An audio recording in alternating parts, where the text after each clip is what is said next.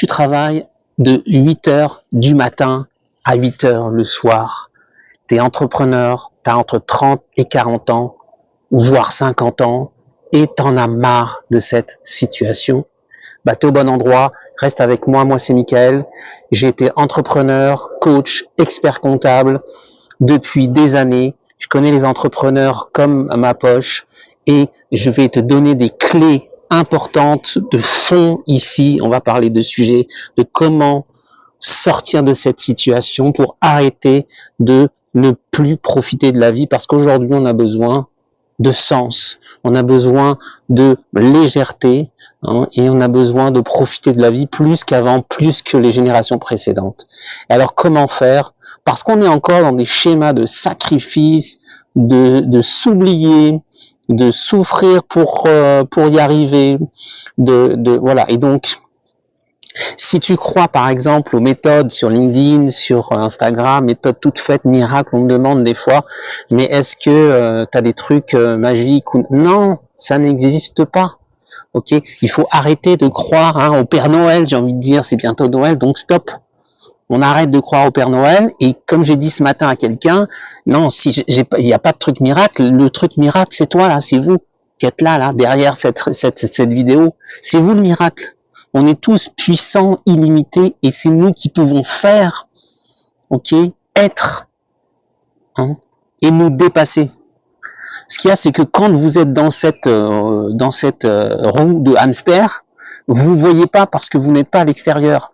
J'ai parlé avec un dirigeant ce matin, ok, il me dit textuellement, je me fais, hop là, le micro qui se barre, il subit le rouleau compresseur entre 8h et 18h. Ok. Hop, je vais le mettre là, j'espère qu'il va pas se péter. Et qu'est-ce qui se passe? Il commence sa journée productive à 6h le soir. Parce qu'il s'est fait, entre guillemets, bouffer. Bon, ça tient pas les amis. Il s'est fait happer, on va le dire comme ça, par ses clients, ses collaborateurs et tout ça, entre 8h du matin et 18h. Et donc à 18h commence une journée productive efficace. Bah, effectivement. Et lui se dit, bah, il n'y a rien à faire. Oui, mais si on regarde comme ça, on regarde le bocal depuis le bocal, il n'y a rien à faire. On est d'accord. Mais si tu en parles avec quelqu'un, et moi je te dis que c'est possible, parce que si tu changes ce que tu vis, si on fait toujours la même chose, on a les mêmes résultats.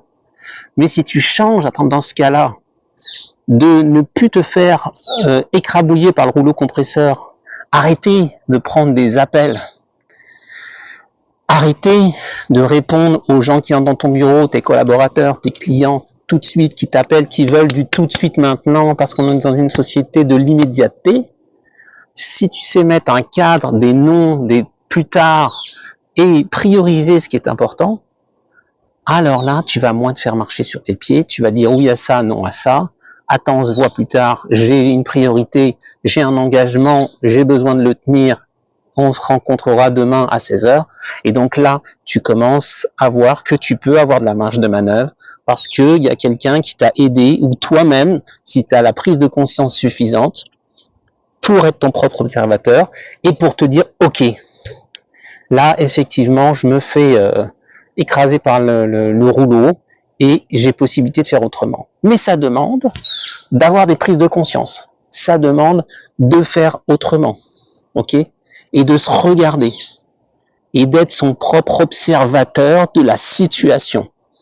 Et ça, c'est pas quand tes journées, elles déroulent, et que tu n'as même pas le temps de respirer, que tu vas pouvoir être le propre observateur de toi-même. Ok ? Et c'est là où on évolue, c'est là où on monte en conscience, quand on est son propre observateur, et qu'on commence à constater, à réaliser ces schémas inconscients.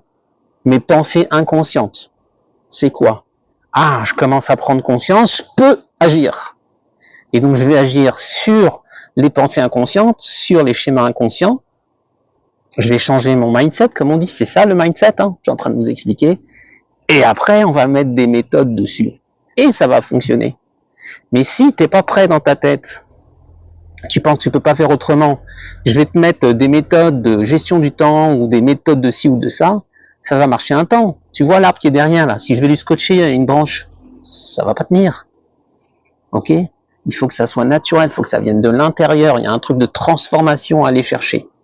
Ok? Donc il n'y a pas de magie, il n'y a pas de méthode miracle. La méthode qui a marché pour l'un, elle va marcher pour l'autre peut-être, mais peut-être pas. Elle a marché pour lui parce qu'il a ce mindset, parce que c'est dans ce timing de sa vie que ça fonctionne. Ok? Donc, faut arrêter de vouloir faire comme les autres et vouloir imiter ou croire à tout ce qu'on nous dit. Non, expérimentez. Regardez-vous. Ok? Moi, j'ai jamais autant évolué que quand je me suis fait accompagner, que ça soit en perso ou en pro.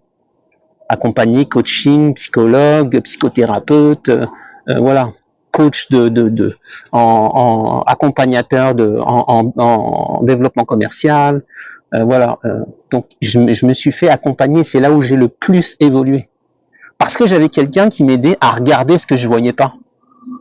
J'avais quelqu'un qui m'aidait à comprendre mes incompréhensions et à évoluer, à progresser.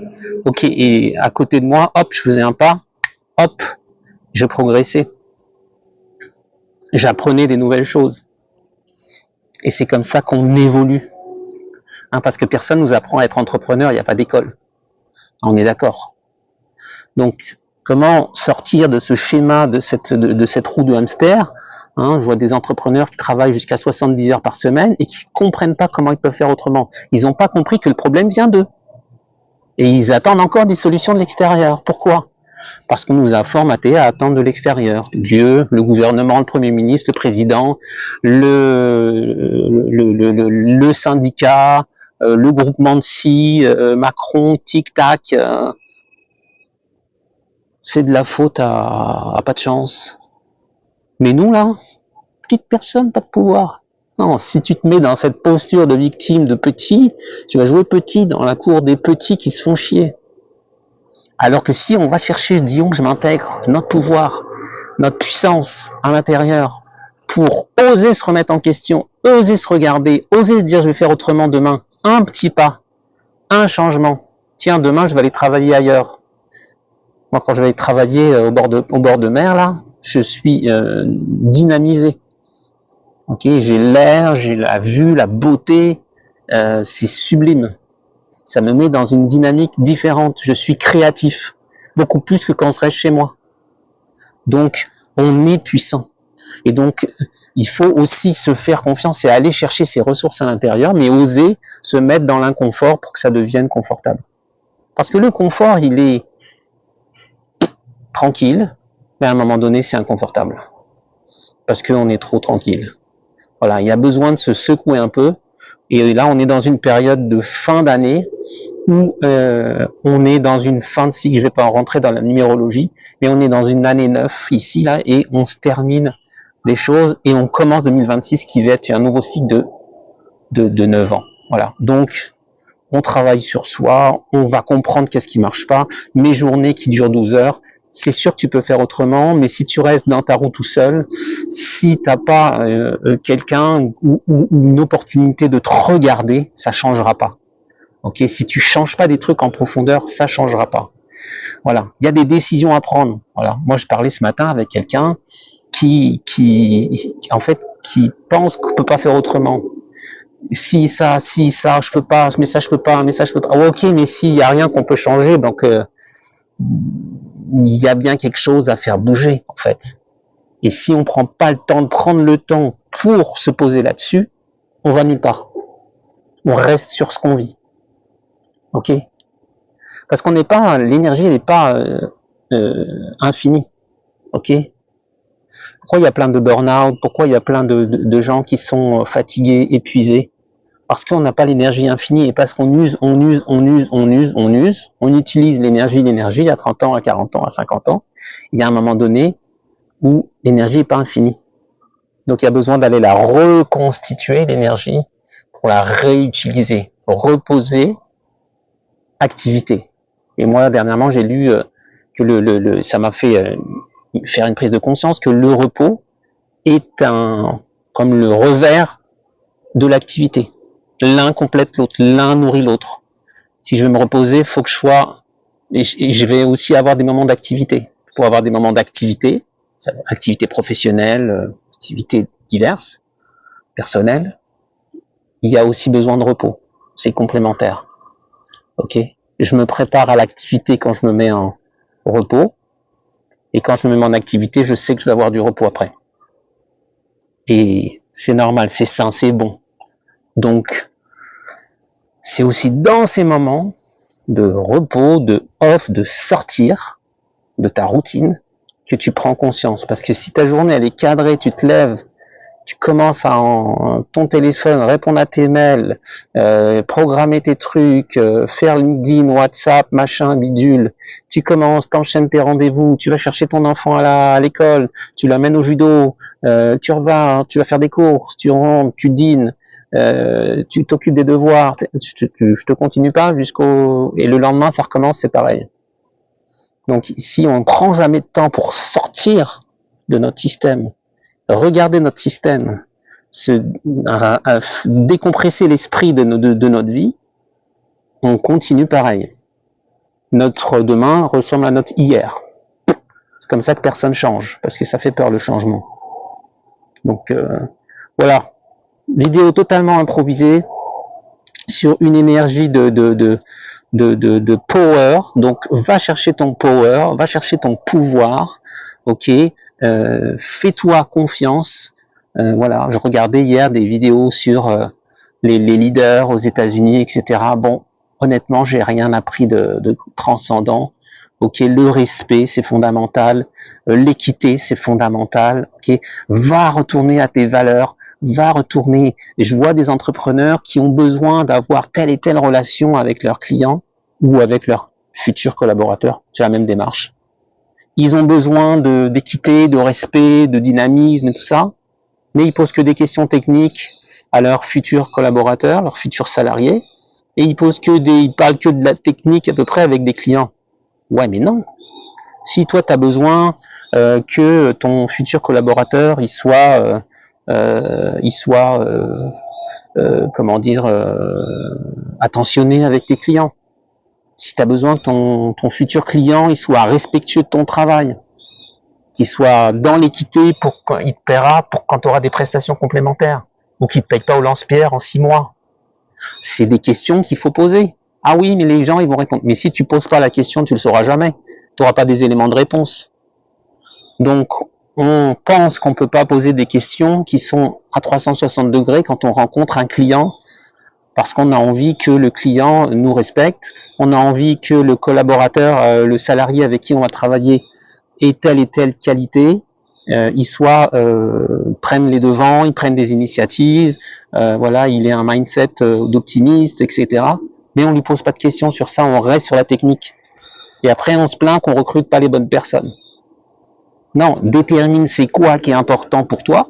Ok, c'est important pour moi, c'est voilà ce que je viens d'expliquer. 1, 2, 3, 4 blocs. Comment je vais poser des questions, comment je vais aller demander l'expérience de la personne sur ces quelques blocs, ok, pour voir si je suis en phase, si ça match. Ok. Idem avec des clients, c'est la même chose. Ok. Après, on se plaint qu'on n'a pas les clients auxquels on aspire, mais on n'a rien fait avant pour les attirer, pour les filtrer. Alors, il y a filtrer et attirer. On attire qui on est, qu'est-ce qu'on vibre. Ok. Voilà, en tout cas, je pense que pour aujourd'hui, ça va être bon.